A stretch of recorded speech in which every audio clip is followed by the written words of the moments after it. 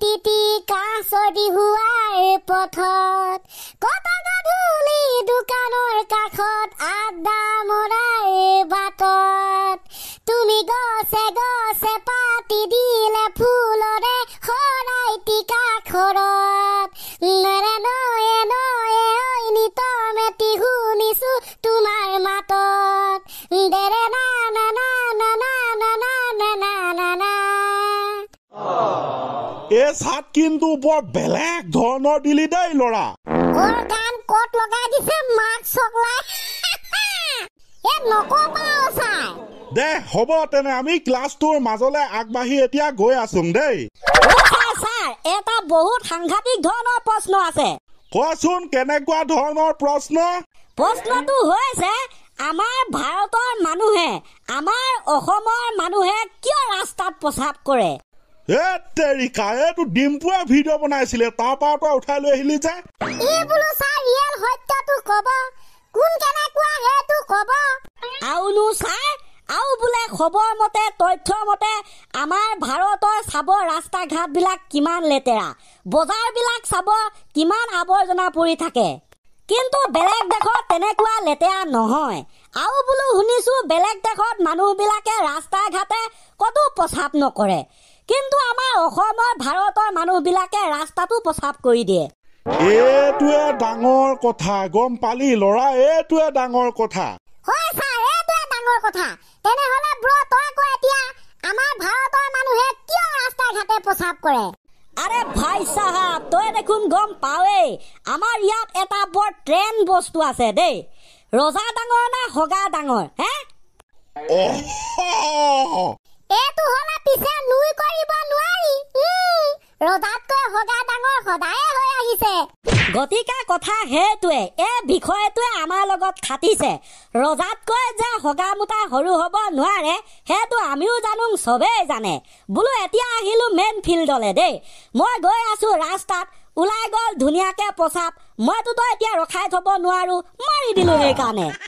আচ্ছা তোৰ কথাটো যুক্তি নথকা নহয়, কিন্তু বেলেগ দেশৰ মানুহবিলাকৰ কথা যদি তই এতিয়া লক্ষ্য কৰ, সিহঁতে বোলো ৰাস্তাই গৈ আছে দেই, সিহঁতৰ ৰাস্তাত যাওঁতে কি প্ৰস্ৰাৱ নোলায় নি? সেইটো জেগাত দিলে আপুনি। আমিও মানুহ সিহঁতো মানুহ। আমি ৰাস্তাত গলে যদি ওলাই তেনেহলে প্ৰস্ৰাৱ কৰি দিওঁ। সিহঁতৰ বা এতিয়া প্ৰস্ৰাৱ ওলাই নে নোলায়?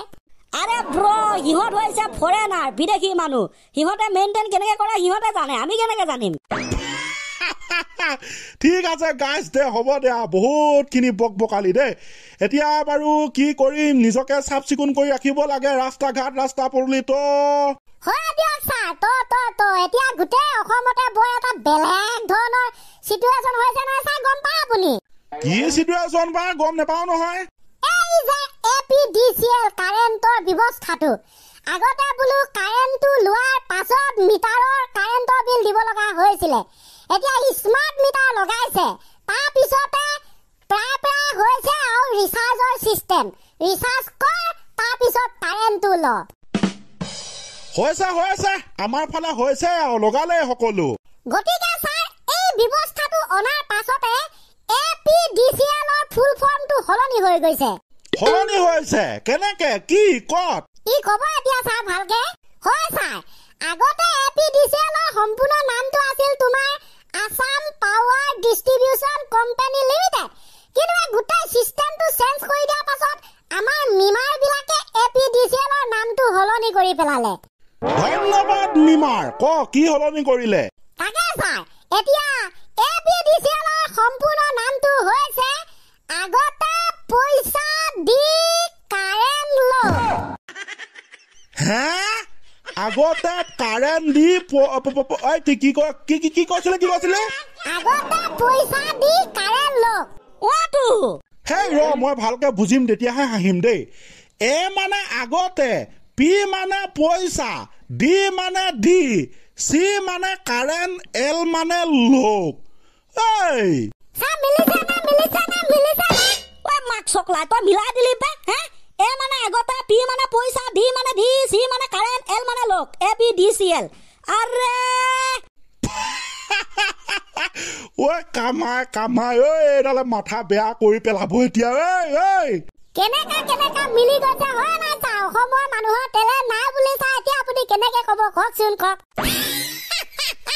অ মাই ডগ মিলা বস্তু মিলিয়াই থাকিব যেনেকুৱা চিটুৱেশ্যন হয় তেনেকুৱা চিটুৱেশ্যনত নেমেই চেঞ্জ হৈ থাকিব সেই নামবিলাক চেঞ্জ কৰাটো আমাৰ অসমৰ মানুহৰ এটা বুদ্ধি এটা পাৱাৰ এটা টেলেণ্ট এটা প্ৰতিভা একদম ঠিক কথা কলি তই একদম ঠিক কথা কলি একদম ঠিক কথা কলি হয় ছাৰ এইবিলাক চব বাবু মাইনা খেল মই ক'লো নহয় লভ আৰু ট্ৰু লভৰ খেল এইটো আকৌ পটককে টপ কিল কৰ পৰা লভ আৰু ট্ৰু লভ জপা টপা টপ কি যাব ছাৰ আপুনি গম পায়নে লভ আৰু ট্ৰু লভৰ মাজত কি এটা পাৰ্থক্য আছে এইবিলাক মই কেনেকে গম পাম আছে ছাৰ ই ক'ব এতিয়া বৰ বেলেগ ধৰণৰ পাৰ্থক্য এটা আছে জানো পাই এখন তহঁতে ক'ত কি বিচাৰি পা এইবিলাক চব ততিহে জানো দে কচোন ক শুনিহে চাং দে তাৰপিছত ক্লাছটো শেষ কৰিম একদম ছাৰ আপুনি একো চিন্তা কৰিবই নালাগবে দেই মানে এতিয়া মই কি ক'লো এতিয়া লভ আৰু ট্ৰু লভৰ পাৰ্থক্য দেই একদম প্ৰেমিক প্ৰেমিকা মানে বৰষুণত তিতাটো হৈছে লভ আৰু বজ্ৰপাতত পৰি একেলগে দুয়োজন মৰি থকাটো হৈছে ট্ৰু লভ